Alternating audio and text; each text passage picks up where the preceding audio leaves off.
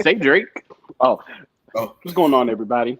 It is Thursday, and welcome to Over the Ropes Wrestling Podcast, episode 138. This is your boy OTR Mic Drop. Y'all already know I'm JD, but hey, I am what I am. It is what it is. It's Thursday. It's time for a banger. hey. There you go. Yeah, let's get that out of the way. Okay. Hey, what up? What it do? This your boy Jay, aka Ranting Jay, aka Thursday Night Jay, aka Full Time Jay. We back.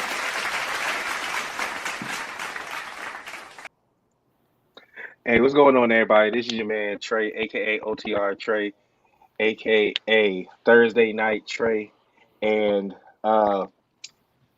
I am happy to say that we are officially live on Instagram right now, as well as YouTube. Oh shit!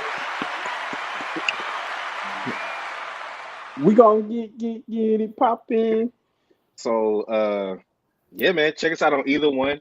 So we finally able to get on two platforms at the same time. Also, we had some technical difficulties last episode, and by technical, me, I didn't know what I was doing, but Nigga, I we fixed made it. it. I fixed it, and we are officially live on Instagram. Hey, But we got it. We got it. We got it. so now, welcome to episode 138. If you see the title of this episode, you know what we're gonna start with right away.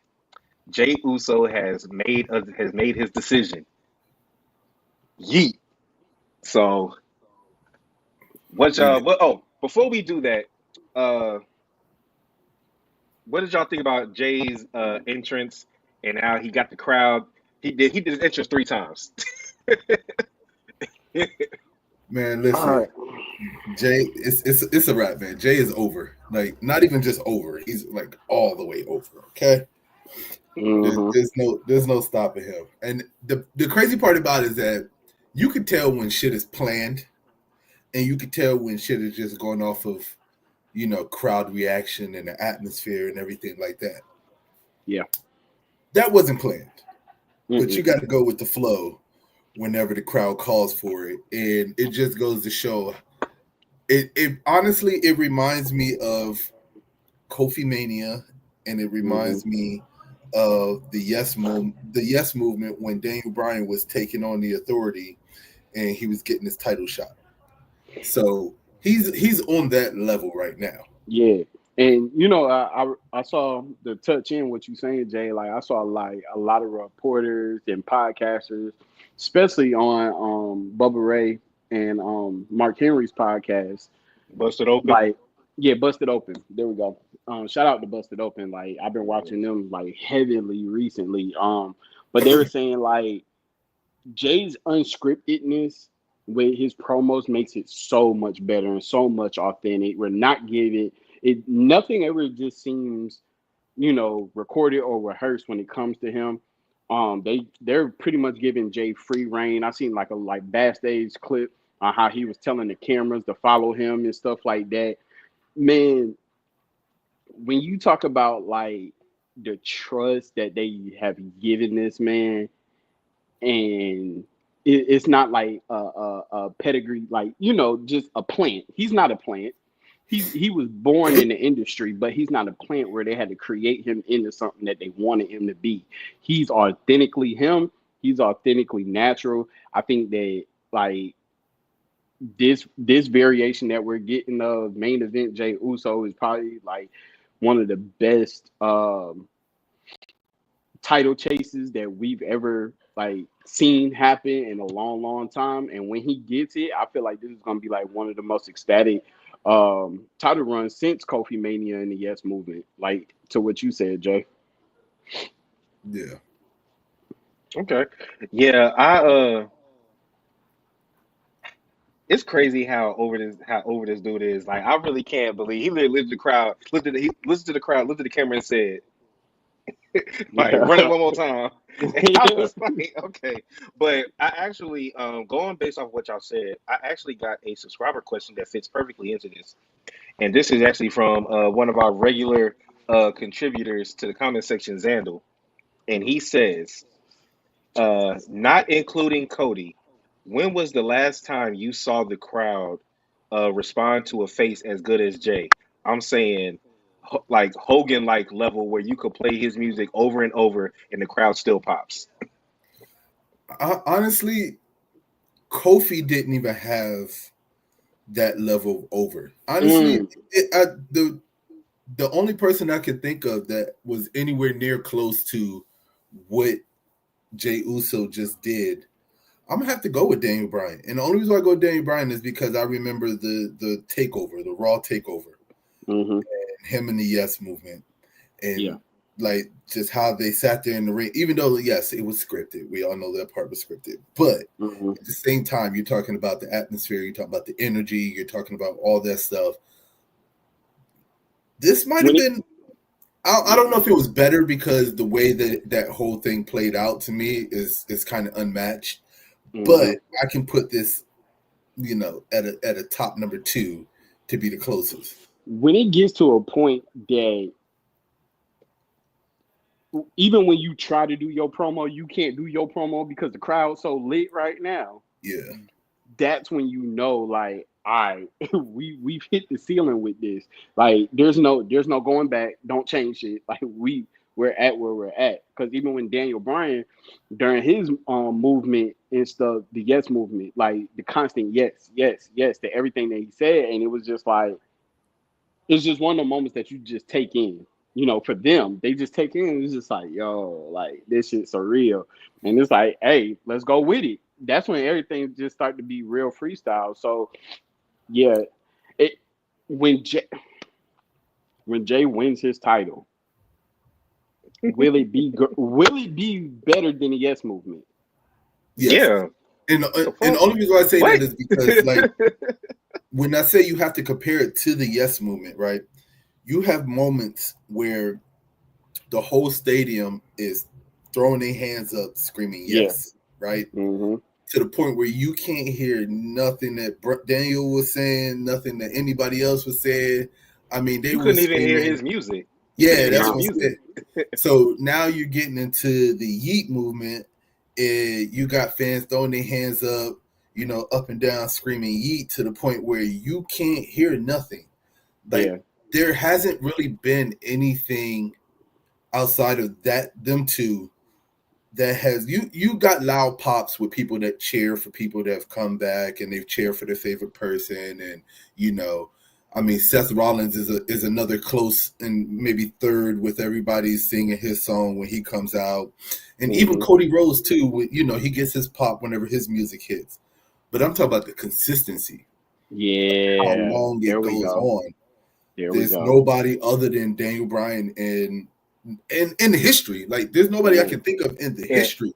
Honestly, I would say this is the Daniel Bryan one makes sense because, like you said, you have hand gestures that go along with everything and everybody can participate. But the thing is, Jay's song hits harder too. Yeah. Like, it's not just the hand movements, but the fact that people turn up is because when he with that like that shit gets you hyped every single time. Yeah. So and it's his entrance. I would say it's the best because he comes through the crowd like the Shield. Yeah, you got fans looking in the corner waiting for him, like they know he's coming out in the crowd and everything like that. Like, bro, I'm going to Raw on Monday, and me and Calvin definitely were like, "Where's the YEET section?" And have you seen the prices? Have you seen? And I saw the prices. Exactly. Yeah. So I decided to stay away from it. and it's crazy because it's still called like the Shield corner. You know what I'm saying? And who knows? He's taking over it. Hey, that joke might turn into the YEET corner. Hey, like you said, once he wins this championship, it's going to officially be the YEET corner. Shield is no more. But I want to. So I'm paying attention to two different comment sections. We had the Wise brother on IG hit us up with a year. So appreciate you, brother.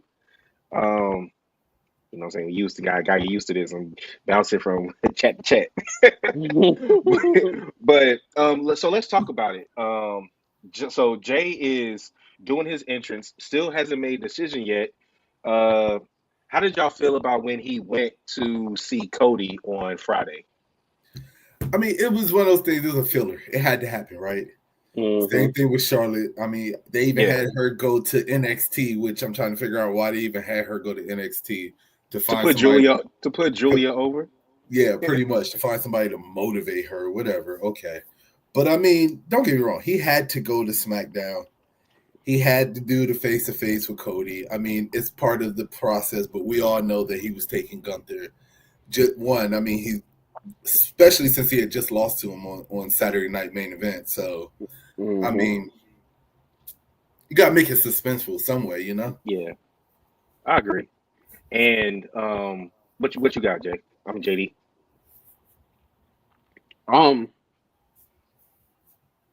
It was just that him going to Friday, it was like, I'm not ignoring you, and it was just more of a sign of I respect you as a champion, right? We had our history. We could take this jump back if we wanted to, but we both know where we stand. We see eye to eye. And a better moment would be both of us champions over me and you fighting for the championship. You know what I'm saying? It was just that mutual ground of respect. Same thing like y'all were saying with Charlotte. The only thing I say with Charlotte is because Charlotte and Becky both did that little jump to NXT, and they end up facing somebody from NXT at a WrestleMania. So it was just like, you know, we'll leave that to the women. Although Jay versus Obafemi wouldn't be bad, but you know, Obafemi, he on his own path, right? We already knew what it was going to be. Now it's just the preparation of now what's it going to be for Cody, right? Okay, so then my thing is, how much before we get into what happened on Monday, how much of a shakeup in the WrestleMania card or lore of WrestleMania would it be if Jay had picked Cody? How would that change things? Man, That's a hard one. That's a hard one to say because it would have been a big WrestleMania for sure. I mean, it definitely would have been the highlight and the main event of WrestleMania. You got your two most over faces going against each other. That's the only reason why they're not going to do it. Because you got to think about it. Cody Rhodes is the face of SmackDown. Jey Uso, I've said it plenty of times, he's not even the champion, and he's the face of Monday Night Raw. So it doesn't make sense to have them two fight for the title. You know what I'm saying? It would have been a shakeup in the lines of, you know, that this isn't ending in a clean match, right? Probably because of exactly what y'all said. Now you should, with a situation like that, now you start anticipating shit. Oh, do you anticipate Rikishi? Do you anticipate The Rock? Do you anticipate Roman? Do you anticipate Jimmy? Do you anticipate Solo? Now you just reverb the whole bloodline scenario all over again, which I feel like we have finally came like to the home ground of getting past the whole bloodline storyline. Even though they ain't say it's over, but they don't want to associate Jay with that. So them not booking him to face Cody is to make sure that he stays out of that bloodline path. Okay. Well, we got planned sarcasm saying if Jay had picked Cody, it would be the biggest face versus face since Rock Austin at WrestleMania X7, but 17. But you know they refer to it as X7. Let me think about that. During that process, I could have swore The Rock was. Of course, The Rock is a face, but he wasn't face during that. He was heel when he fought Austin. Yeah. He anytime he really fights Austin, he is the heel. Even though he's a face. Well, it didn't end clean because Stone Cold joined McMahon and turned on The Rock. That's true. Yeah. But yeah, so I'm glad that he didn't pick Cody. I thought it would be interesting, but I did yeah, I'm starting to see a shift in Cody's character. I'm not going to go off on a Cody tangent, but the way he was talking to Jay, he was like, yeah, well, you know, if you do pick me, then I don't even remember. It was on some pretty much I'm gonna whoop your ass if you pick me type shit. Like, don't pick. He's pretty much like, don't pick me.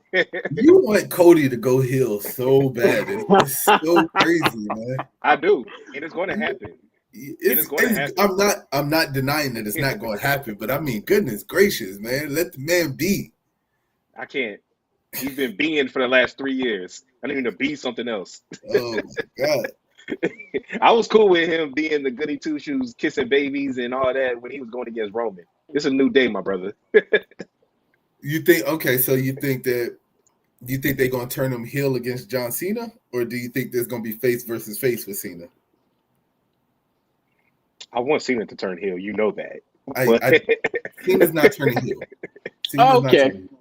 So I'm glad that you brought the Cena situation under here, right? Yeet versus Homelander. All right. So on Instagram, Exclusive John Wrestling posted, we may have figured out the WrestleMania match no one is talking about, but everyone wants, right? And he said, let's start with the Elimination Chamber. Let's say that it's Drew McIntyre, Seth Rollins, John Cena, CM Punk, Logan Paul, Damian Priest, right? Priest eliminates Drew, Cena eliminates Paul, Seth Rollins eliminates Priest. CM Punk calls in his favor for Paul Heyman. Roman Reigns takes out Seth Rollins. Boom. Do we get CM Punk beating John Cena to face Cody at WrestleMania? Okay. I'm sorry. I just blanked the hell out. What the hell did you just read? Basically, like I'm over here trying to read the IG chat too. A variation of where Cena does not win the Elimination Chamber, and we get the favor for CM Punk. CM Punk wins the Elimination Chamber to face Cody. So I saw something very similar to this, okay? And it was one of those what ifs. And I can kind of see this what if taking place. Was it Cena versus Orton? No. So it was basically WrestleMania triple threat match. John Cena versus Cody Rhodes versus CM Punk. I saw that one too. And I don't dislike this idea, because here's the thing. It doesn't make sense to me. I told you, if CM Punk uses his favor, he's going to use his favor on a sure thing.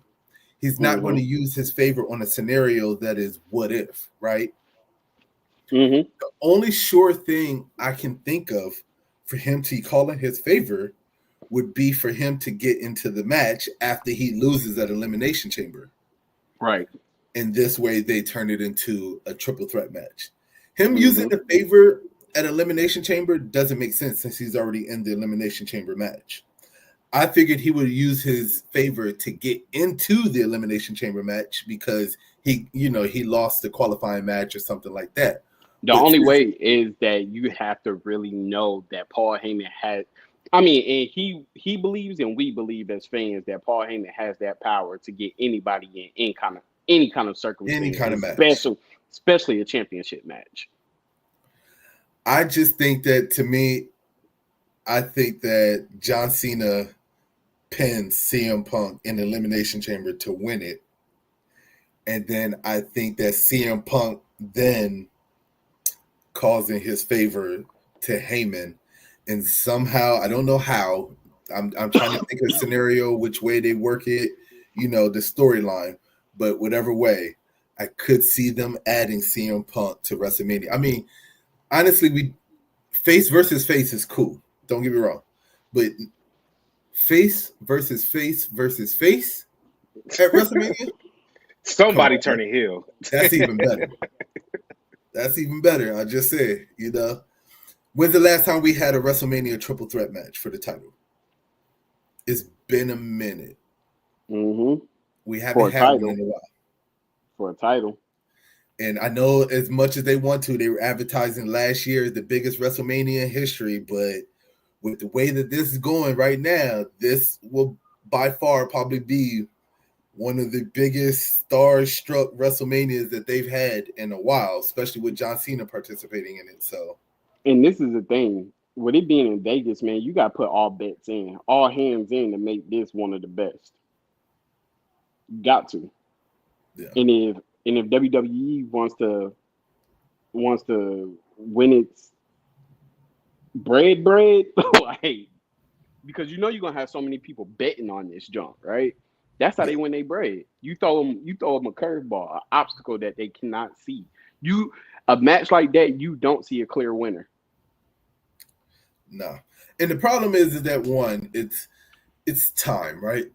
Cody's he's held on to the championship now 2 years. And once he goes into WrestleMania. A year. A year. Has it been a year? I thought it's been longer than a year. Nah, it'll be a year. I just looked it up. Yeah, you're right, Playing Soccer. I just looked it up. Yeah, the main event was WrestleMania 37. It was Roman versus Edge versus Daniel Bryan. Was the last triple threat match. Yeah, is that the one where he he pinned them both? Yeah. So we're due. Stack them. So that's what I'm saying. So we're due a triple threat match. So it's possible. It can happen. I can definitely see it happening. Yeah. All right. So yes, I didn't really want to get on a Cody tangent. That was just something that crossed my mind. Like, what if he actually did pick him? But we saw what happened. Cody's name up there. But we saw. But it's interesting conversation. I know you. I know that's your man's. But he was on the table doing the third iteration of his entrance. Gunther just comes out and attacks him, beats him down. Then Jay grabs the mic and he says, "Yo, me and you, WrestleMania," which we all knew that he was going to pick him. There's 1,000 reasons why he should pick him. My question now is, if the people who think, and there's people in this chat who have thought this, the people who thought that Seth Rollins didn't elevate the world championship, and neither did Damian Priest, will putting it on Jey Uso finally put it on the same level as Cody's title, or will it still be looked at as a secondary title? First of all, let's get something straight. Whoever thinks that Seth Rollins didn't elevate the World Heavyweight Championship, not my words. That makes sense. Never mind. He's not in the chat to defend himself today. I'm not even going to touch it. All right. Damian Priest absolutely did not. First of all, the person who wins the inaugural is not the person to lift it up. It's the person to basically make the platform, make the proving ground, make it stand on its own 2 feet. They give it some legitimacy. Exactly. Then the next person is supposed to elevate it, which it failed. Then the next person is supposed to elevate it more, and I still feel like Gunther failed at that. Gunther's title reign has not been anything exciting at all. No, it hasn't. It hasn't. I think it's because he doesn't. If you look at his matches, let me just off the top of my head, who's he fought? He's fought Damian Priest to get it, and then he fought him in the rematch already? He fought Finn. I know. Okay, he fought Finn. That match was in. The Jay match was good. He did rematch. He did rematch Priest. He fought Priest twice. He did rematch Priest. The fact that I'm having a hard time trying to figure out who this man has fought. Normally I can rattle off title matches. Because then he fought Cody in a champion versus champion, and lost. Yeah. Now, granted, he lost on a roll up. So yeah, but still, it wasn't like he didn't take the finisher. Pause. Listen, the way I say it, right, is that when you think about the last 2 people to hold the World Heavyweight title, Jey Uso's run, there's no way that it can be worse than what the last 2 title holders were. They're gonna always treat it like the little brother title, unfortunately, right? That's what Plain Sarcasm said. I was going to touch that comment. It's the secondary title. It always has been. It's never been the main title. So this is what I'm gonna say though. I do feel as though Jey Uso can do for that title what Roman Reigns did to the Universal title. Exactly. I think so too. I was about to go there. Because the Universal title was the secondary title, which he ended up making into the #1 title because of the person that he is, and he gave it the legitimacy. I feel like Jey Uso is going to be that one that's going to give this World Heavyweight Championship a higher legitimacy. Yes, it will be the B title, but I feel like now with him holding it, it could possibly be an AA circumstance. I think everybody needs to understand one thing, right? The World Heavyweight Championship has always been the secondary title. Yeah. It was a secondary title when John Cena held it for all those times that he's held it multiple times. It was a secondary title when Randy Orton held it the couple of times that he held it, when Rey Mysterio held it, when all these people held this title, it was always the secondary title. The problem is that they gave it an exciting title run that gave it some type of legitimacy that kind of made you forget about the other champion for a little bit. But it was always marketed as a secondary championship title. The WWE Championship, or now the Undisputed Championship, has always been the number one title. They're never going to stray from that. So or always was supposed to be. Huh? Or always was supposed to be the number one title. Exactly. Because what Plain Sarcasm did say, like, I'm not going to say that it was the main title, but it had more relevancy because of who was holding that title at the time. Triple H was more of he was the veteran compared to Brock Lesnar when Eddie Guerrero took it off Brock Lesnar compared to Chris Benoit taking it off of Triple H. Even when Triple H had it, it was still the secondary title. It was just exciting because it was Triple H and we knew who he was and we knew what he was going to do with it. But it doesn't change the fact that it was the secondary title. That's all. It didn't even matter who they put it on after that, Benoit, whatever, Kurt Angle, all those people. You know when he lost his legitimacy? When Goldberg took it back. When Goldberg won it off of Evolution. Okay. All right, so yeah, I would agree with what JD said. I believe that Jay can elevate the World Heavyweight Championship, not to be bigger than the WWE Championship, but I think that he can elevate it to the point where it's taken more seriously, to where it's not just scoffed at. Like Cody didn't even consider fighting Seth Rollins when he had the title. It is not even just because he had more beef with Roman. It's that's the title. He's the guy. That's the title. And I think that Jay, based off of the reaction that he's been getting from the crowd, the way that they're treating him, Jey Uso, once he gets that title at Mania, he will be the guy. Yes, of course. And the title goes to where the guy is. So if the guy has a specific title, that's the title. Well, y'all got to think about this. All right, just think about this scenario, okay? And I'm gonna tell y'all why this title is going to be, because Plain Sarcasm makes a great point right here, right?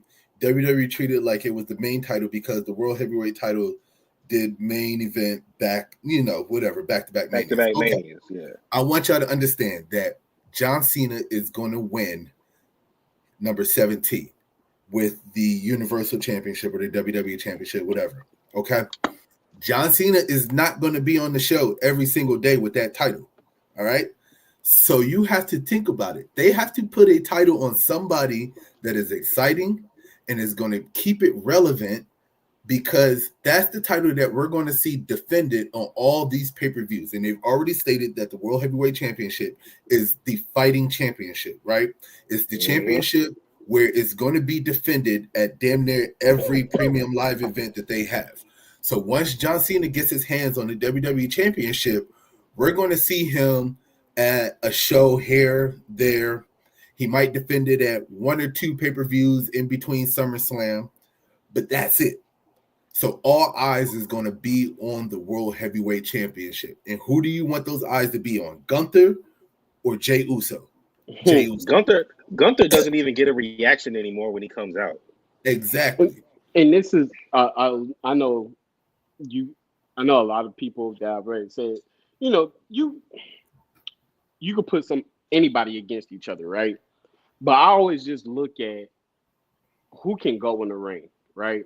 I saw somebody recently just said Jey Uso, has a boring moveset and all different kind of stuff. Listen, Jey Uso could go in the ring, right? Look at everybody on that roster who can actually give him a good run, and it would be a good match. You got Finn, you got Seth, you got Kofi, you got Xavier, who he's tangled with, right? Now with Jey Uso being the champion, you can bring in some of these people who are same build. They're not super heavyweights. They don't have to be super heavyweights. Now you could bring some mid card people to actually get a chance to fight him. You can even get a Jey Uso versus Penta. You could get a Jey Uso versus Rey Mysterio, Dominic. A full range of people now can face Jey Uso for this title, compared to it only having to be a certain weight class or a certain level to fight Gunther. Who you would expect to fight Gunther? Everybody that's on motherfucking SmackDown. I'm gonna tell y'all right now. Okay, what's today's date? Today is February 13th. Y'all want to take this bet? Because I got a good one for you. I promise you, Jey Uso wins. Put it to the chat. Jey Uso wins the World Heavyweight Championship. His first title defense, Sami Zayn. I like it. Yep, I like it. I promise especially with Drew being on SmackDown now. Seth is going to be too intertwined. I think him and Punk is going to go past Mania. They're going to have to fight again. So yeah. I just want to touch back on this one quote on this comment. He said Jey can go in the ring, but he does have a repetitive moveset. He should add 2 or 3 more moves. We're talking about Jey Uso. Who else has a repetitive? Who else has a repetitive moveset that is now going to have 17 championships and breaking the record at WrestleMania? I was actually just about to say that Jey does have a repetitive moveset, but most of them do. They all have a repetitive moveset. They only add like 1 or 2 moves every once in a while for special events. Jey's probably going to pull out a move that we've never seen before at Mania. Oh no, we just seen that. If you watch Raw, was it Raw or SmackDown last week? Jey completely did a new move that nobody seen him do, and it was like, oh shoot, I didn't know Jey Uso could do that. Oh shoot, me and you was just talking about that because I had posted. I was like, oh shoot, that was something different. Like Jimmy added stuff too. Everybody's added something different. Roman Reigns had a repetitive moveset until he changed his character, till he came solidified again, and then all of a sudden we start seeing, like, little by little, different things. But he still has to go to when you're Superman punch, spear, drive by, Superman punch, Superman punch. Like, come on. Everybody knows that when you're a face and you're a heel, you're not supposed to have the same moveset when you're a heel as you are when you're a face. When you're a face, you're supposed to be more exciting with your moveset. You're supposed to get the crowd going. You're supposed to do all that. When you're a heel, you're just supposed to just be a brawler, just win at any cost, just beat up people, just do whatever. It's kind of hard when you're a high flyer, because if you're a high flyer and you're a heel, your moveset's always going to be exciting.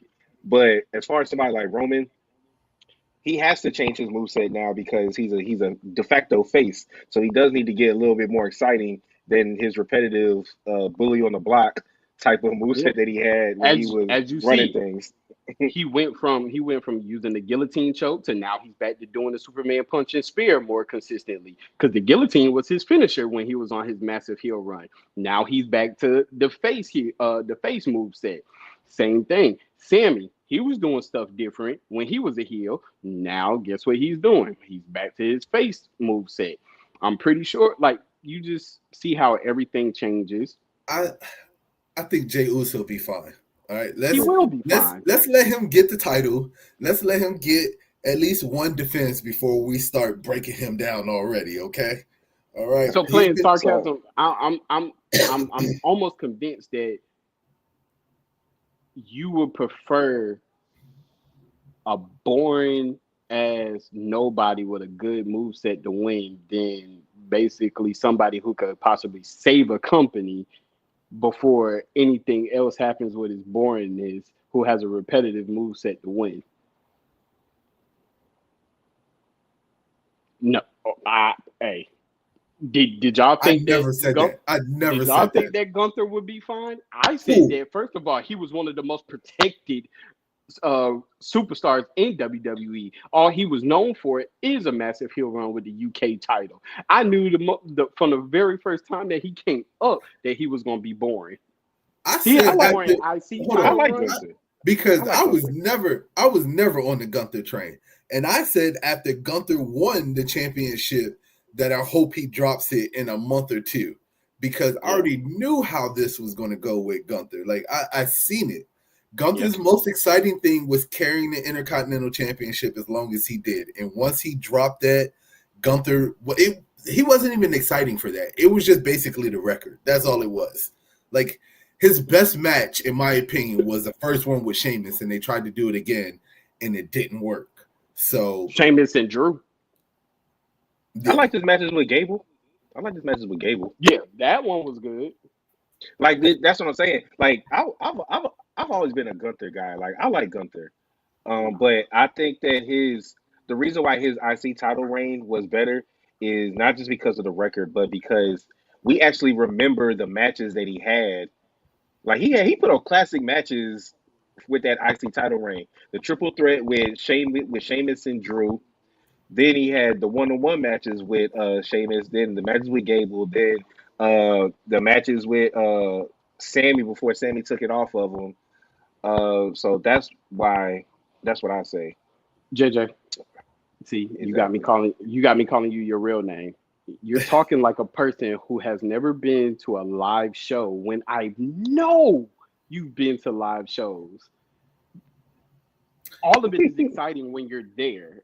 A lot of it is not exciting when you're stuck behind a TV. So I'm gonna touch one more thing that he Trey, said, next and the only thing that I'm gonna touch that he said is that one, Dominic Mysterio is not taking the belt off of Jey Uso. Oh, see, me and you right here. Me and you is right here. He's taking the belt off of John Cena. All right, I agree. Yeah, that's the only thing I want to touch on. If they book it right, Dominic Mysterio should be the one to cash in the Money in the Bank on John Cena.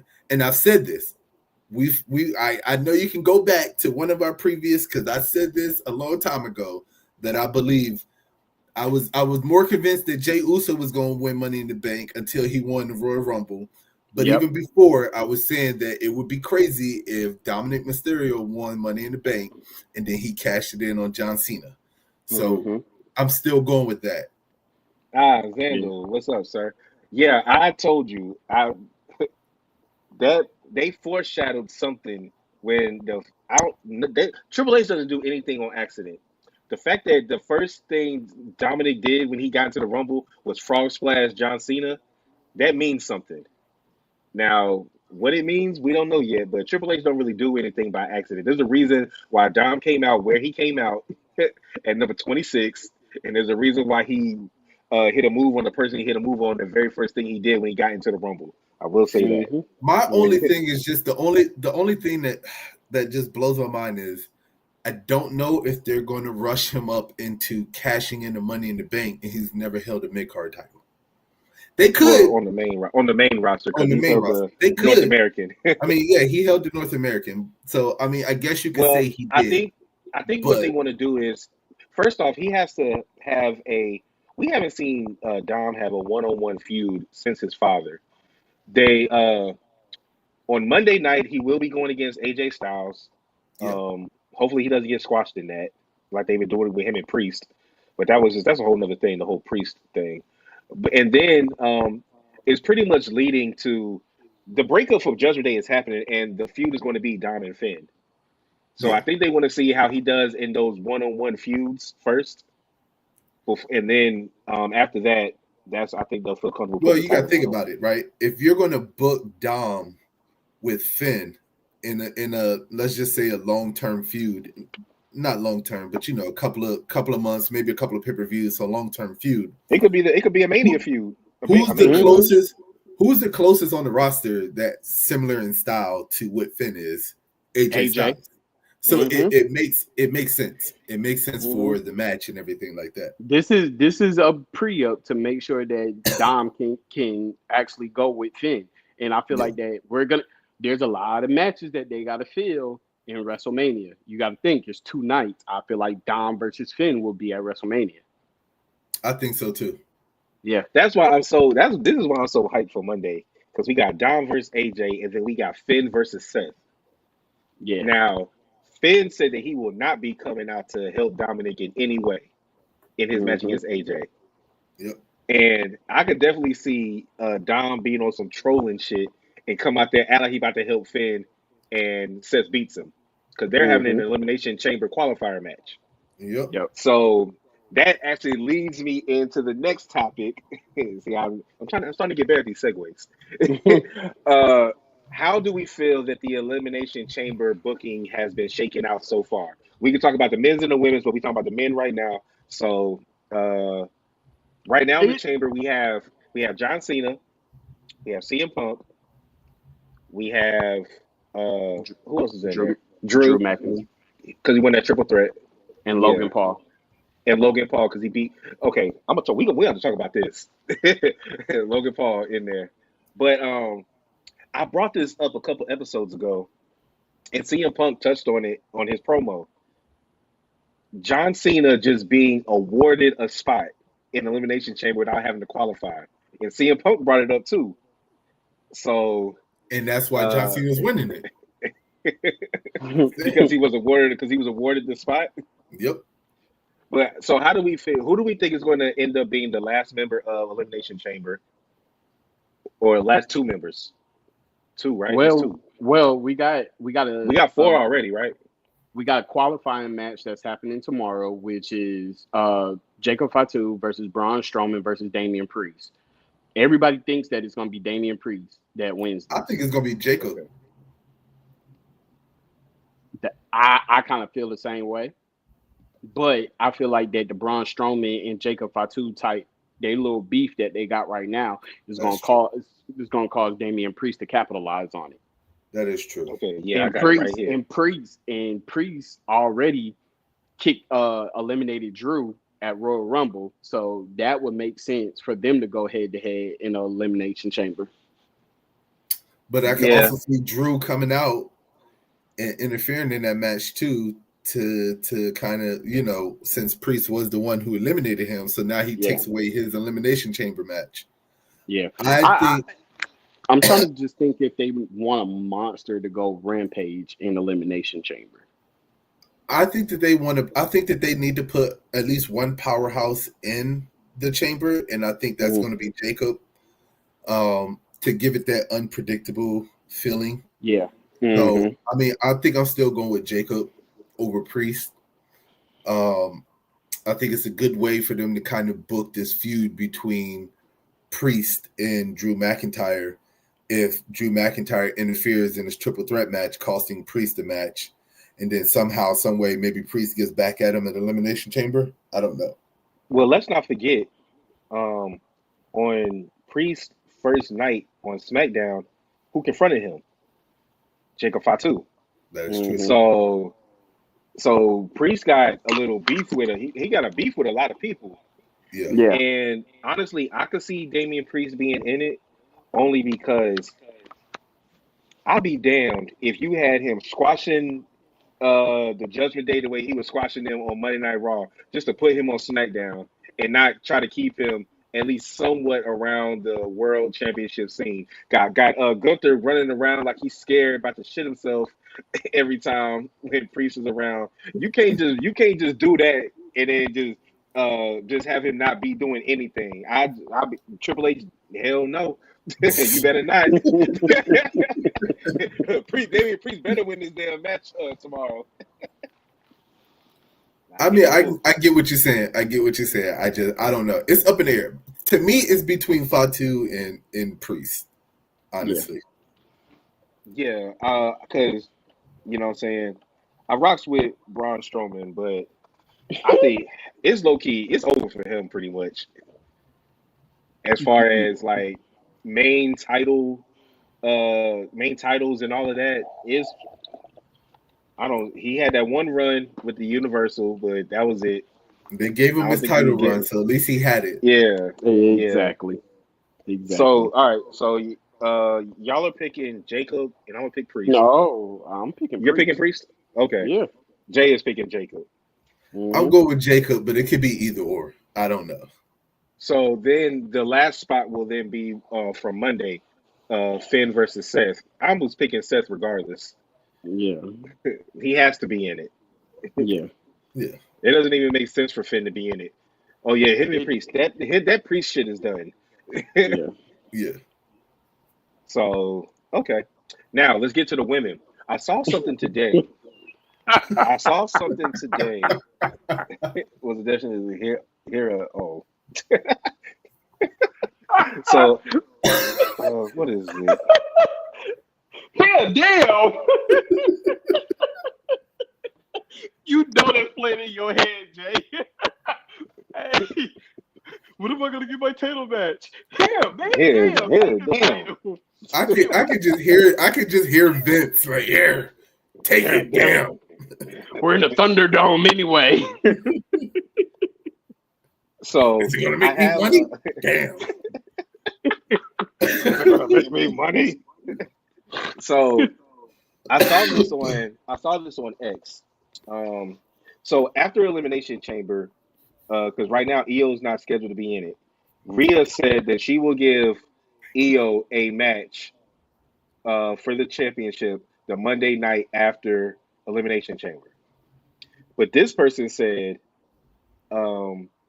if quotations, if the triple threat happens, which would be Liv, Rhea, and Io at WrestleMania, I kind of see from Triple H's point of view. This is what he said: Rhea is the biggest female star in the company.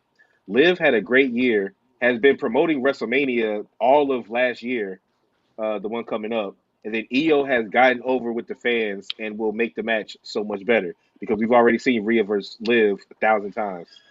What would be your thoughts? So that to me that would mean that they have Liv winning the chamber to fight Rhea, but then they add Io in there to spice it up. What y'all think? We know Jay doesn't like Io for whatever reason. He never really explained it. I don't think she's as exciting or entertaining to watch as people are hyping her up to be. I don't know. I don't think she's worth the hype. That's What's just that move me. she do? That's me personally. Let's just leave it at that. I mean, you don't like who you don't like. Only thing better will be Asuka. Oh Jesus. my God. Asuka's not back. Stop fantasy booking with people that aren't active right now. If I had to choose between Io and Asuka, I can't believe I'm saying this. I would take Io before I take Asuka.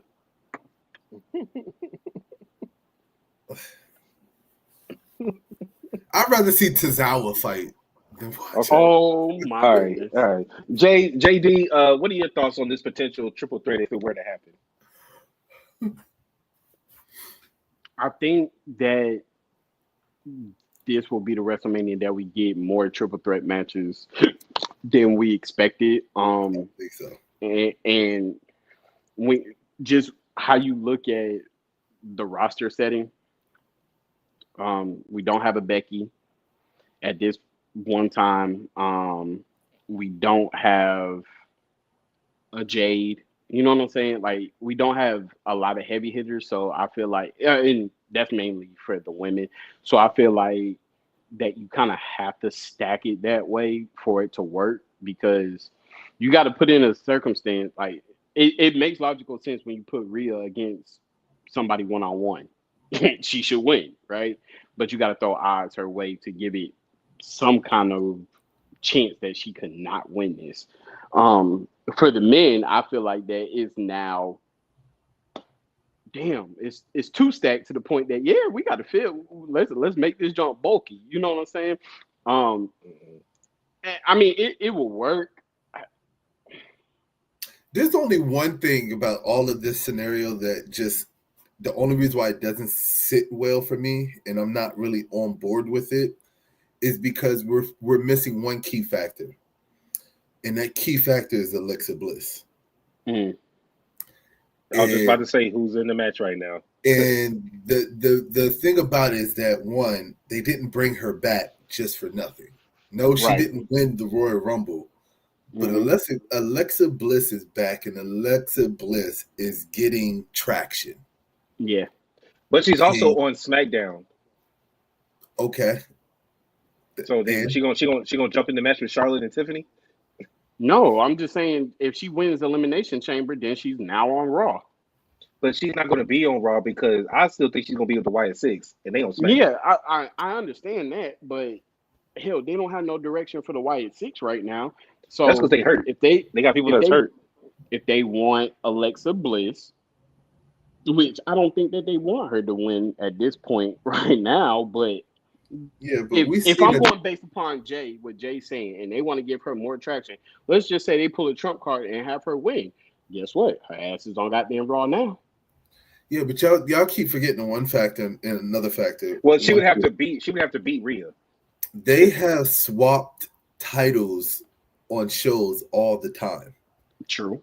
Just because the Raw, like Charlotte Flair be the SmackDown Women's Champion, and let's just say Alexa Bliss won it, and she's the Raw Women's Champion, doesn't mean that they'll finagle some shit to where the draft is coming or whatever the hell it is, and then they swap titles and they put Charlotte on SmackDown and then put her on.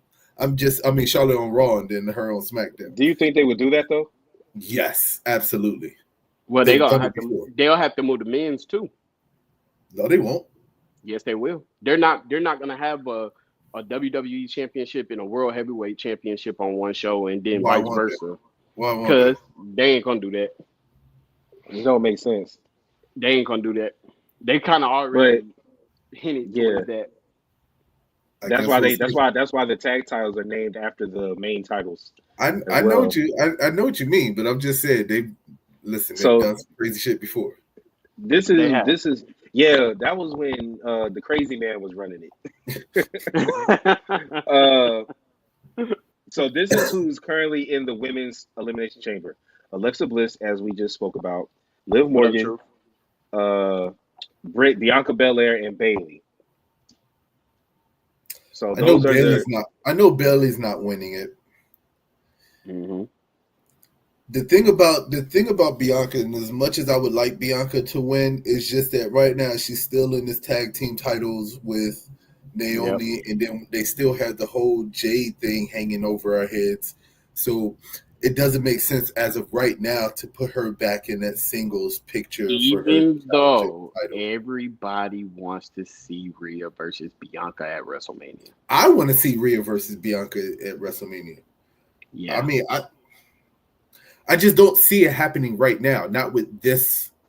So you couldn't see a circumstance where Bianca gets the WrestleMania moment and Naomi screws her at WrestleMania? Oh my goodness. Oh my God. Whoa. So you think that they would have Bianca with the women's championship and the tag team championship? No, I could see them losing it before like John Cena and Shawn Michaels did.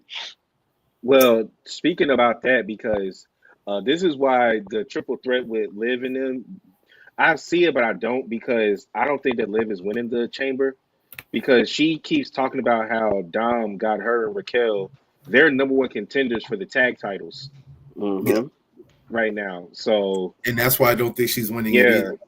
Yeah, because they're trying to they keep teasing like they want her to get back into the main event picture, but they're really just setting it up for her and Raquel are eventually going to win those tag titles. So I think that's what's going to happen. They win the tag titles. I mean, okay. So that tag team match probably will be at WrestleMania, and that's probably when we'll get Jay coming back. You know what? I'm sorry. I'm going with Alexa Bliss. Until I see whoever else they add to the match. Yeah, we still got two more people. Yeah, that's what I'm saying. Until we see who these next two people are that they add to the match, that makes me change my mind. As of right now, I think I'm going with Alexa Bliss. Is Raquel in the elimination chamber? Raquel is facing Roxanne Perez. Oh, Roxanne's probably going to be in that match. So Roxanne is going to get into the match. And this is why, well, before we even get to the NXT predictions, this is how you know neither Roxanne or Bayley are going to win that NXT Women's Championship, because they both in fucking Elimination Chamber. Yeah. So yeah, because Raquel's not gonna get into the match. I don't believe, because if she gets into the match, I'm not saying that Liv is gonna win because she'd be the only one with backup. But honestly, I still don't even think Liv will win, even though I wanted to. I don't still think she will win even with Raquel in there. So I can see Roxanne actually beating Raquel to get in there. So then that leaves one more spot. I don't know who that's going to be because I don't know who's left. I Is don't know. Naomi? Naomi, did she already have a fight to get in? I Don't don't think. know. It would be interesting if Naomi and Bianca got in. I would rather see that. And then it comes down to them two. Unless we get like a returning Jade and she gets a match that we don't know of. Now, Xander, tomorrow, Tiffany is fighting Naya for her championship. They didn't say anything about.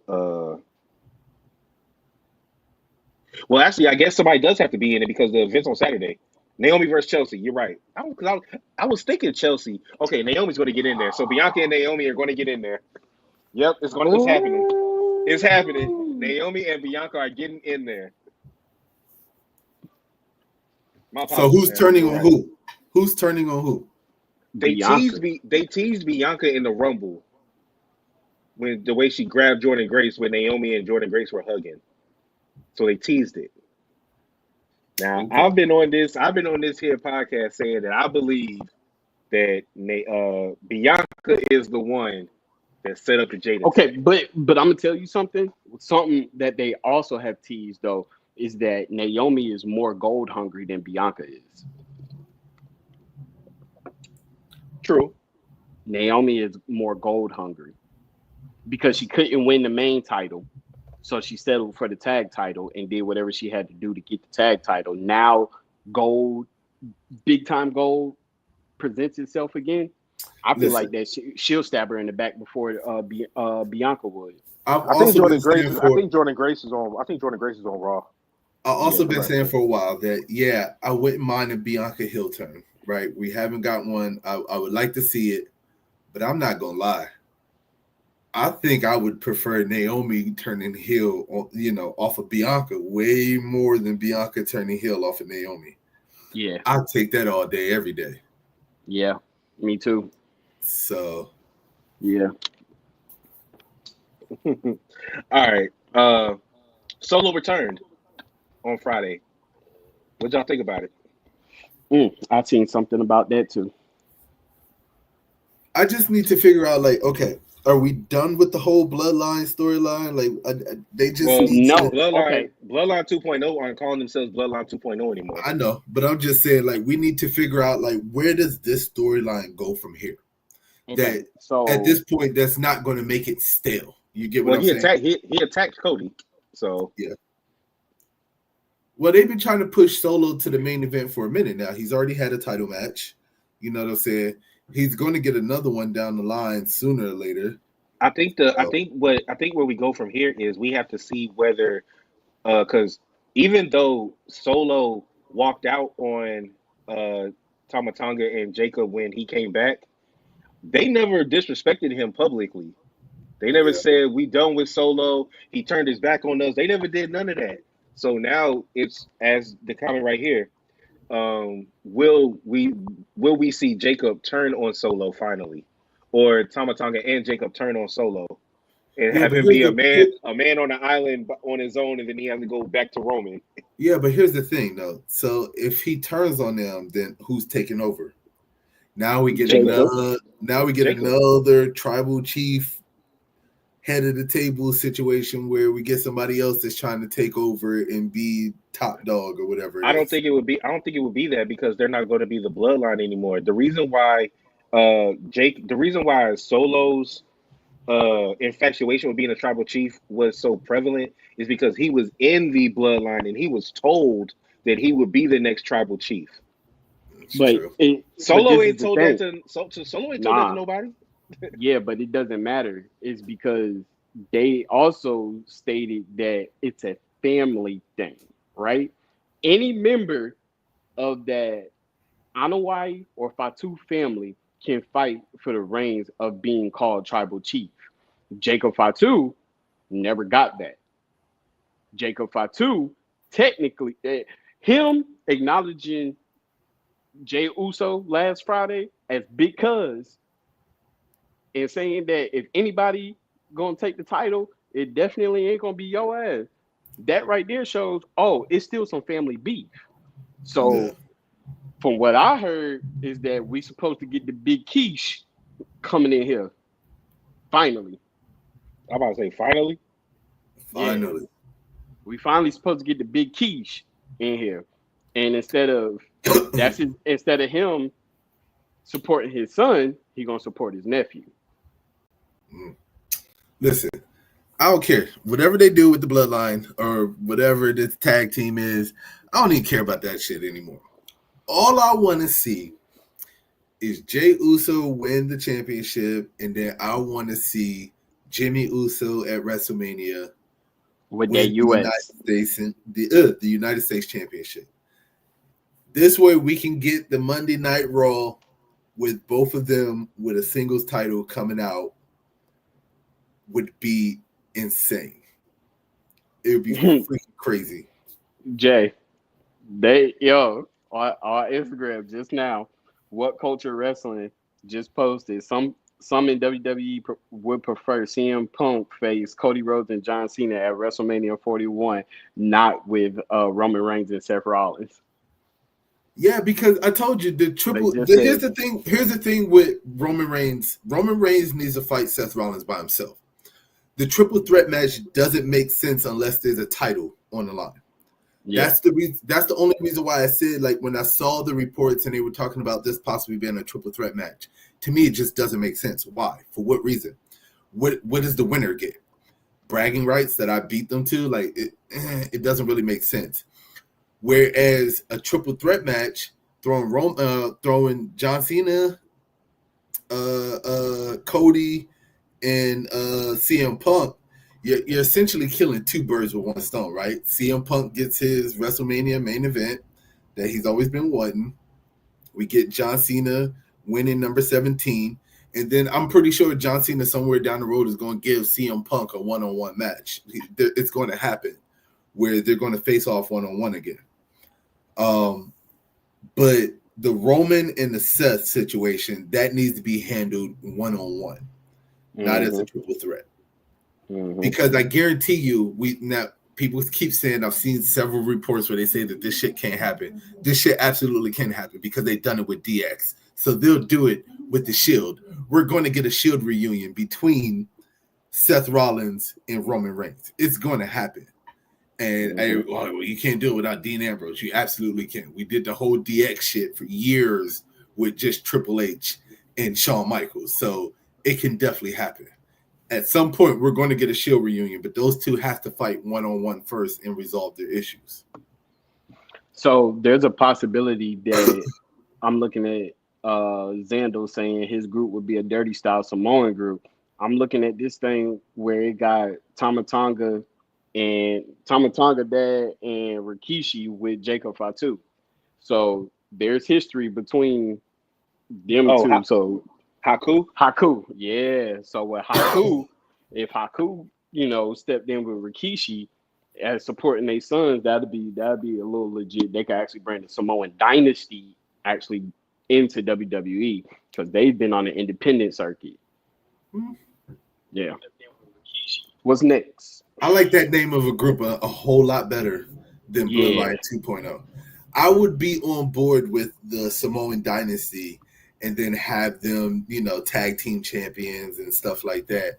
Like, no bloodline though. Let's let that bird fly off. True. Next up would be the recent WWE releases and Ricky Starks debuting on NXT. Listen, can we start with the releases? All right. At this point, I swear to God, if WWE signs Anderson and Gallows again, I think I'm boycotting shit. You don't like the Good Brothers? they've now been signed and released to WWE. What, about 8 times now? Yeah. It's almost as bad as fucking Jeff Hardy and Matt Hardy. Like, I don't know if we can get any worse than that. I need them to let that shit go. All right, so let's go through them really quickly. So you got the Good Brothers, Anderson and Gallows. Then you got the Authors of Pain. AOP got released again. Again, Their they manager. they never got released the one time. It's because COVID happened and they got stuck overseas and they didn't have no choice but to release them because they couldn't get back to the U.S. Okay, true. But now they're back and they're gone again. Paul Ellering is gone again. Cedric Alexander, Blair Davenport, Giovanni Vinci, Elektra Lopez, Isla Dawn, so they broke up her and Alba Fire, Blair Davenport, who they recently just called up to SmackDown at the last draft, and then probably the most surprising one to me is Sonya Deville, because we literally just saw her with her group mean mugging Damage Control before they went out to their match, and she was the leader of a faction that she created, and then you cut her. So I don't know. I don't know because thoughts on everybody. I feel like Sonya Deville. I feel like Sonya Deville is one of those that she asked for her release and they granted it. Yeah, I mean, you think so?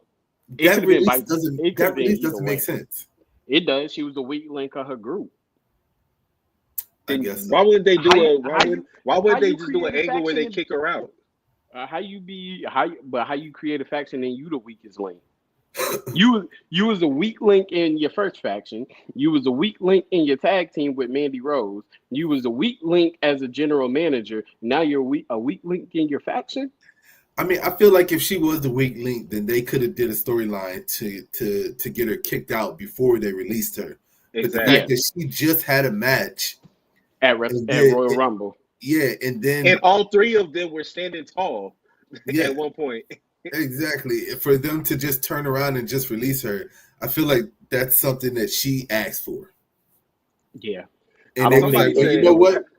We're doing a mass release anyway, so that's fine. We can go ahead. I saw on X, somebody was like, they just made these mid-card titles, but they releasing all the girls. Well, okay. When it comes down to the women, said her contract was up. Okay, maybe that's what it was. But it wouldn't be a release then. Yeah. Yeah. When it comes down to the women, I think that the reason why they released the women is because, one, they're flooded in NXT with women talent. Mm-hmm. And I feel like the only way that they can move any of these women up to the main roster, they had to let go of some of these other women. And I feel like that was the reason that there's so many women in this release. I think they're about to empty out NXT. Especially and bring up a lot TNA. of people. Don't forget the TNA crossover. That too. And then especially they got this new joint, LFG. Yep. And then you got the junk that's on Tubi. So it's like they're already at a stage where, all right, we got to make room because we building up the future. So we about to get the future to come to NXT or TNA, and so we need to start moving these people up. I mean, NXT is not all you need because if you take all the girls from NXT, then you have to start over again. Yeah. So and the Cedric Alexander makes sense to me. I mean, think about it. When's the last time you seen him on TV? Well, he was Javon Evans' mentor. Like I said. So, I mean, he was. I've already saw the reports that he's planning on going to AEW and he's going to be with Lashley and all of them with the Hurt Syndicate. So that makes sense why he's gone. What about Isla Dawn and breaking up the unholy union? Former tag champions beat Bianca and Jade. That's all they're known for. That's it. They did nothing other than that. I really didn't see them after that. Yeah. Were they showed on Royal Rumble? Yeah.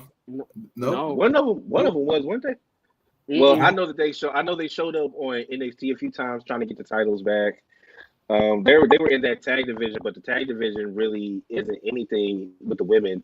because Jade and Bianca. That's why they're pushing Liv and Raquel to get over there.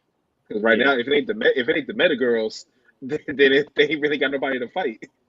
And you know what? It kind of sucks when you're in a tag team is because you always got that gray area where one of them is gonna outperform the other. Well, If y'all, Alpha Fire was a solo star nah, before they joined the group, though. yeah, they were, but I'm saying like if you, unless y'all are totally on the same page, y'all came into this company as a tag team, like the Street Profits and stuff like that, or it's just that you took time to build that chemistry to make sure that you uplift each other. It's always gonna be that one person that outshines their partner, and then it's like, well, I'm here, you're gone, bye.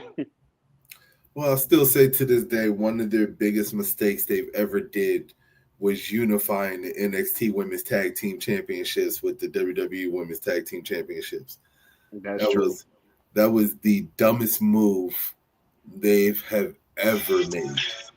I'm still like, to this day, I don't understand the thought process behind that move when you never really had the women go down to NXT except for every once in a blue moon. Or have the NXT girls come up, except for every once in a blue moon. Exactly. And I don't even know who the other women's tag teams are in NXT.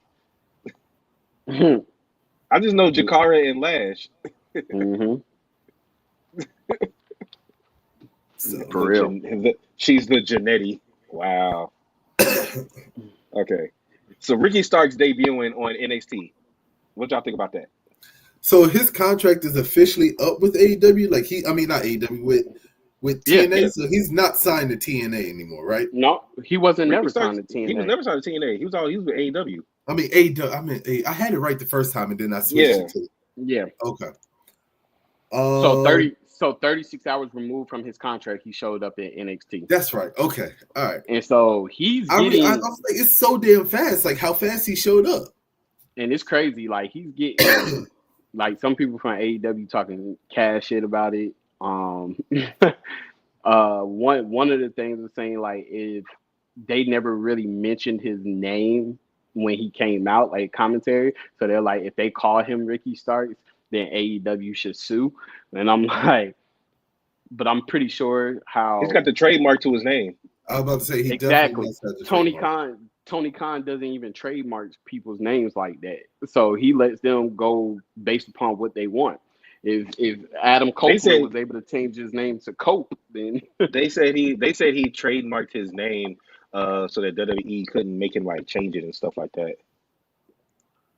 well, that's good. And then yeah, it was something about if he's supposed to be the future, then you don't.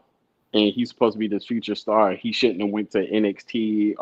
How do you leave going from on TV every week or 2 times a week to going to NXT that's only on TV once a week? And I was just like, He might have a Ethan Page run. You know, Ethan Page got there and won the NXT championship rather quickly. fuck. I mean, to me, going to NXT is the smart way. You about to get your shine. You're gonna get your shine. You're not gonna Yeah. be outshined because you And are he's already probably he's a big already one of the name. best promo cutters up there. Day one. Exactly. And you also got to think about who's running it, man. People love Shawn Michaels, bro. If I had a choice, like I would go to NXT first to work under Shawn Michaels. I think that's what the people are not understanding. And honestly, NXT is a smart move. Yeah, he was on 2 shows with AEW and all the other kind of stuff, but you got to realize that if he can get down to NXT and he can control NXT, he can move up to the main roster so fast, right? Yeah. Yep. And if he does it right, he moves up to NXT. Once he moves up to the main roster, I think that he will have a really good mid-card run, go at it. Yeah. Like he will be one of the top guys in that picture. Yeah. So well, Zando, he wasn't on TV for a couple months because he had asked for his release, and Tony Khan didn't grant his release. He made his contract run out, so he decided not to be on TV. That's why we ain't seen him in a couple months. Mhm. But he was Right. definitely apparent in the Indies because Tony Khan allows anybody to do anything with the Indies. All right. So we have two shows on Saturday. We have NXT Vengeance Day, which is at 6 p.m. Eastern Time. And then after NBA All-Star Saturday night, we have AEW Grand Slam Australia at 10:30 p.m. Eastern Listen, Time. I'm gonna need them real quick. I know Jay, you got to get off soon, but this is about to be the last thing, and we're gonna go through that thing. I'm gonna need them to get their booking times right. Y'all are competing. Y'all not even competing with people. Y'all competing with the time, right? I don't understand it. You want to compete with the NFL broadcasting time. Then you want to compete with the MLB broadcasting time. Then you want to compete with freaking FIBA. Then you want to compete with WWE. Bro, like y'all are killing y'all ratings by competing with all these heavy hitters. All-Star Weekend is the second biggest thing next to doggone Super Bowl. Like, chill. Well, I that's why don't they're coming know. on after. That's why they're coming on after. But here's the Who's problem with gonna coming on watch after. that? Nobody's You're gonna already, watch it. it's already going to be on the channel. All you got to do is just don't change the channel. Bro, It is a Saturday. everybody changes the channel. That's the thing. Nobody's going to watch it. This is why their ratings are shit. I'm just saying. This is why their ratings are shit. By the time nobody even really finishes the NBA All-Star before you go to bed, and then you wake up and you go, "Oh yeah, the East scored 300 points because nobody plays defense or whatever." Well, no, Well, no. that's on Sunday. That game's That's on on Sunday. I'm Sunday. sorry. So This is a slam dunk Slam contest, 3-point contest. They I'm definitely gonna ain't watching it after the slam dunk contest. Everybody's going out after that. because slam dunk contest has been boring for the past 3 or 4 years, so nobody's gonna want to That's watch even it. worse. That's even Yeah. worse. So now you got the hard hitting AEW after. It's perfect. No. No. I might do a watch along for this. I'll You'll be be on on it. your own. Well, yeah, I normally am. Don't do that.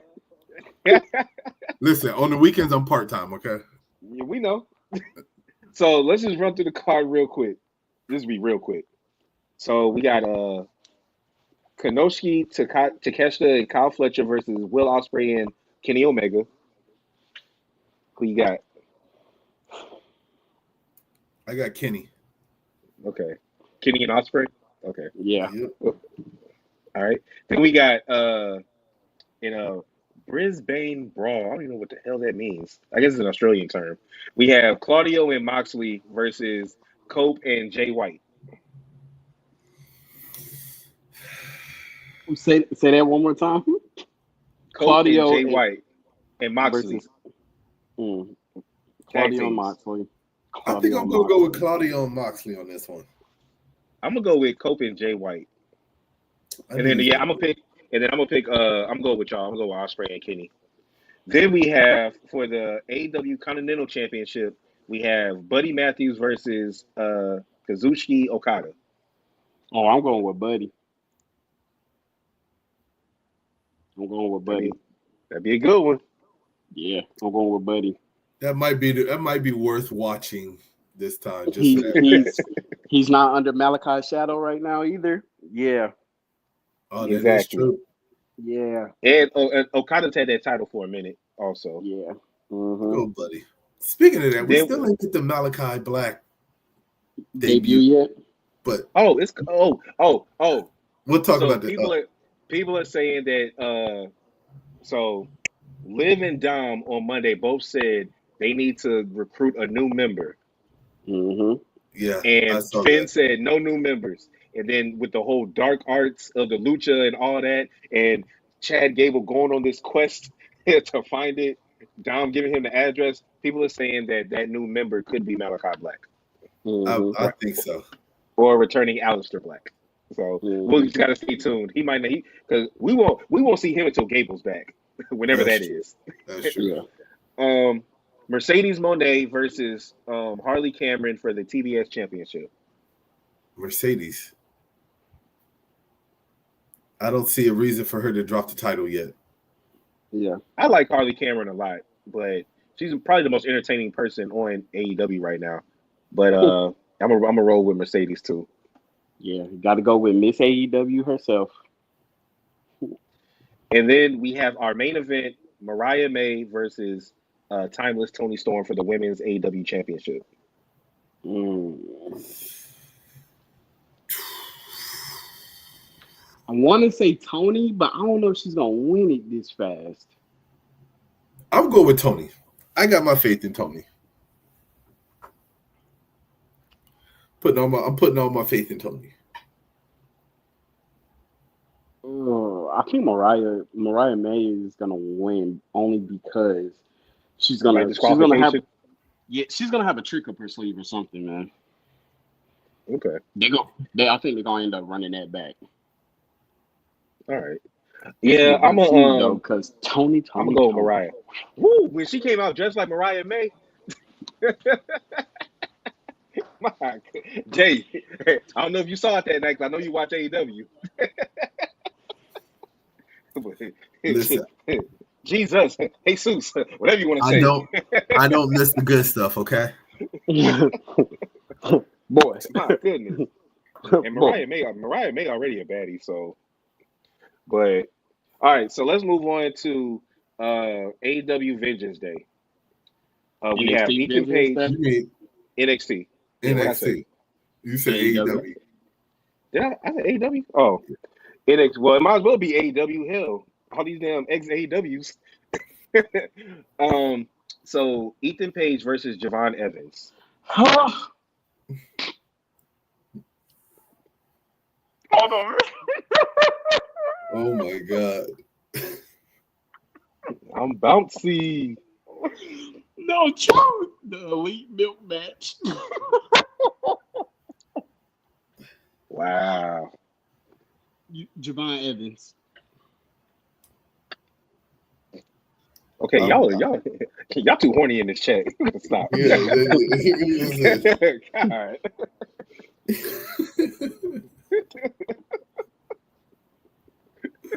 Stop it.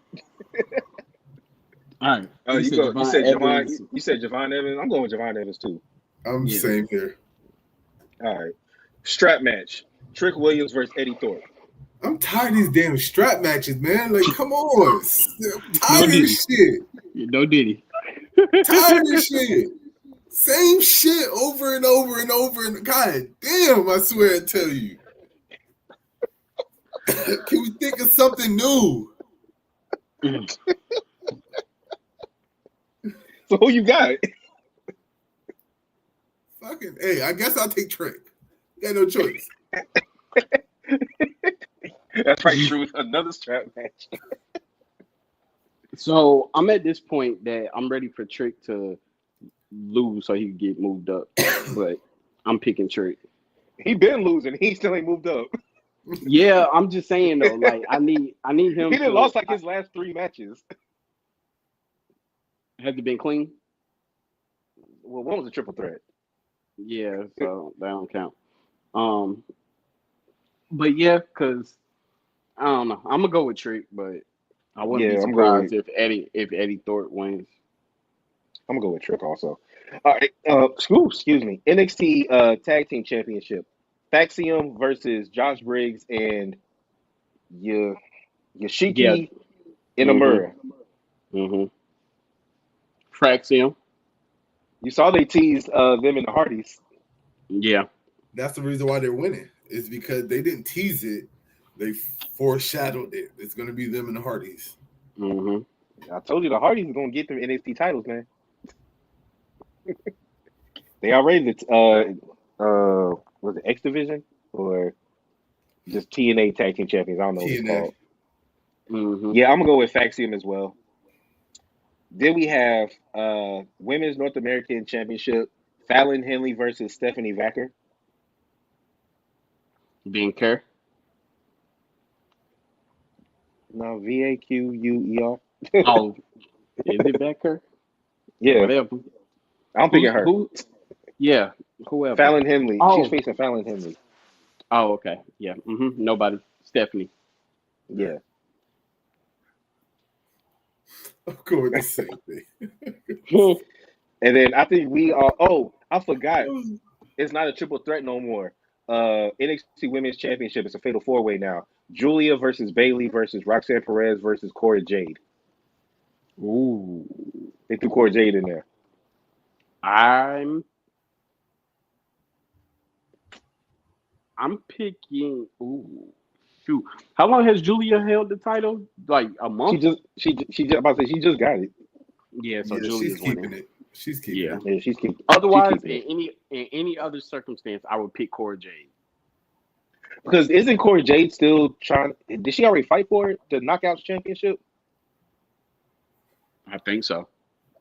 Yeah, I'm picking Julia as well. Yeah. And then we have a. Did you pick Jay? Yeah, he said the same. Same. Okay. And then this is an interesting one. The NXT Championship. Oba Femi versus Grayson Waller versus Austin Theory. Those are two names that should have been part of this damn mass release. That I'm not gonna get A-Town down under, man. Yeah, they should have went down under a bridge and been put down. But damn. So are they? So they going? Dang. So I wonder if they're going to use this match as their way to separate them.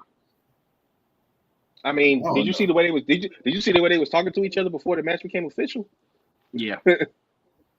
So I still don't see them beating Oba. So I'm going with him. Yeah. Yeah, I think it's gonna be too much infighting with them. Exactly. So I'm gonna roll with Oba as well. All right. Well, that has been all of the topics, but I did have one subscriber question. This is a fun one that doesn't involve anything we've talked about. This was sent to us from Calvin, and actually, well, I'll just ask this one. We can ask another one next time. Actually, no. This one's from Truth. With the way that Ricochet has been acting in this feud with Swerve, should WWE have turned him heel? Absolutely. I would say so as well. That's one of the biggest mistakes that they've made was not giving him a heel run. Yeah. At some point, he should have been heel in his run in WWE. I agree. And then this question is from Calvin, and this will be our last question. Name your Mount Rushmore of WCW. Name your what? Mount Rushmore. So 4 guys. Your Mount Rushmore of WCW. Ooh. Yeah. That's a good little that's a good one. Off the wall. Y'all about to hate me. Dylan. Why? Because I spit hot fire. Sting. Mm-hmm. Goldberg. Mm-hmm. Flair. Mm-hmm. Oh, God. Nope. I never say his name ever again. I know. I never say his name ever again. Because I'm gonna say it. I like True, so I'm gonna go with Booker T because I would never say his name ever again. Hollywood. Yep. Uh-huh. I thought you was gonna say Chris Jericho. Nah, hell no. Yeah, but it's hard though because there's so many other wrestlers. Like when you think about WCW, and then you try to say like, I know everybody's so quick to say who was the champion and all this other kind of stuff, but I mean, I got people like Scott Steiner that could be in that Mount Rushmore, or definitely should be in that Mount Rushmore. But even throwing in, Macho Man, throwing in, Kevin Nash and all those other people, like you can throw in whoever you want. But when I think about, because I told you all the time, I didn't really watch WCW. Mm-hmm. I was always on the WWF or WWE train, and I was so against WCW, especially when everybody started leaving and defecting. I was like, forget that. I'm WWE, I was trying to be a loyal fan and stuff. But I mean, the couple of times I did catch it, I was definitely, I'm gonna go with Sting, Flair, Booker T. DDP is actually a really good one too. Yeah, he is. DDP is actually a good one too. It's hard, man. That's hard. I can't give you a 4, like a straight 4. Actually, that is my 4: Sting, Flair, Goldberg, and DDP. And this is the reason why I named those ones outside of Flair. When they made the movie, Ready to Rumble. Those are the key people that they use for that movie. Yeah, those are the key people. 3 of them. Well, you got throwing Jimmy the King then. You know what I'm saying? He's one of those. Hey, nobody's better than Jimmy the King. You know what's so funny? That movie just popped up on my thing the other day, and I started watching it, and then I was like, you know what? I'm going to bed. I never even finished it. We should watch it together and then do a review of it. It's so corny when you watch it now as an adult. Like back then, it was like, oh my god, this is the shit. But like when you go back and you watch certain things now, as an adult, you realize that it doesn't hit the same as when you watched it back in like your teens or even early 20s. So So mine are Sting, Goldberg. Damn, I really do want to say Booker T. I probably will say Booker T. You gotta say Booker T. And Dennis Rodman. Well, if you're gonna say Dennis Rodman, you gotta say Karl Malone. I was about to say Karl Malone. Nah, Dennis Rodman was officially a part of the NWO though. Karl Malone was with DDP. Listen. Yeah, for a month. Man, Bret Hart wasn't there. Bret Hart wasn't there long enough. Yeah, Bret Hart wasn't there long enough. I be thinking about Dean Malenko, right? And then I'll be thinking about like Kurt Radical, Hennig. Billy Kidman, Kurt Hennig. Oh my goodness, Rey Mysterio, Eddie, Conan. Like you gotta think they got Eric Bischoff. Yeah, I was actually considering putting Eric Bischoff in there. I was considering it too. Yeah, I'm trolling with the Dennis Rodman. As much as I don't want to say it, I probably could put Hollywood up there only because him going there, because Flair was already there, but because this is back there before he became what he is or what we know him to be. Oh, I like Juventud Guerrera. I like him. Yes, sir. La Parka. But when Hogan actually got there, that's what set off the trajectory for WCW to take over the way they did. So based off of that, I feel like he has to be in there. Yeah. Forget that. Once again, hit fuck Hogan. I say it on here all day, every day. I agree. Fuck him. Oh man, that means we about to start calling him OTR Sheik. OTR Sheik. Yeah, you know, Iron Sheik always say fuck Hulk Hogan. Oh yeah. Fuck Hogan. But yeah. All right. Did y'all have anything else y'all want to say to the people before we get out of here? You know, real quick, before you also too, you could throw in Big Show in there too. I'll just go say. You mean the Giant? The Giant, yeah. Nah, I ain't gonna say anything other than, you know, it's great being back to full time. There we go. It's always good. Don't know how much longer it's gonna last. No, I'm just playing. Yeah, don't always find a reason to go part time. Hold on, I got something. What? This can't be right. CBS is saying that. Never mind.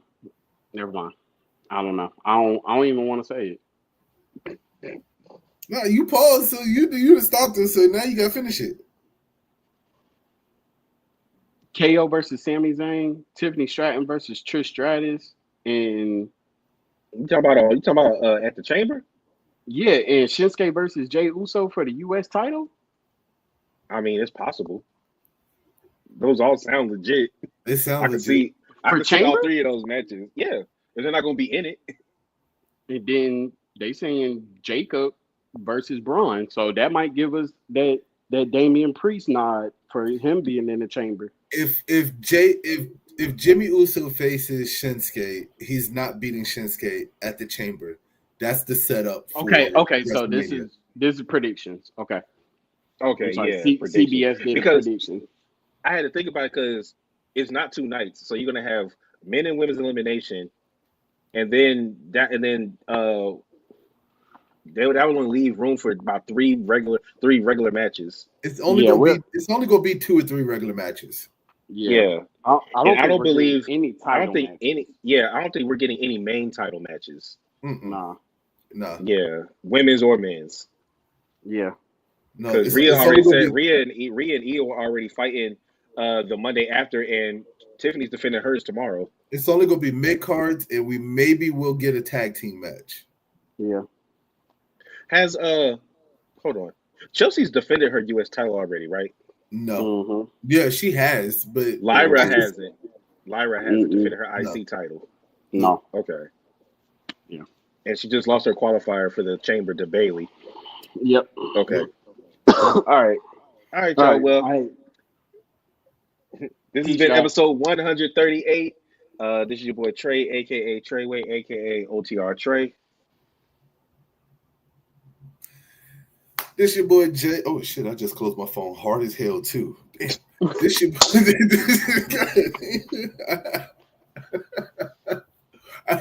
I had to double check and make sure I didn't crack the damn screen. I was like, holy crap. Yeah, this your boy Jay, aka Red Jay, aka 4-time Jay.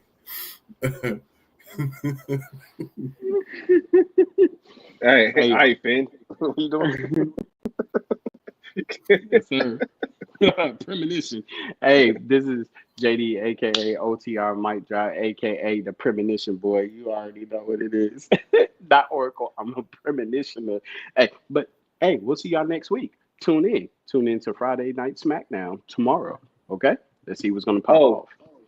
And before we go, those of you that are in the chat or watching this video, if you are in the Charlotte area and you are going to be at Monday Night Raw, look for me. I will be out there.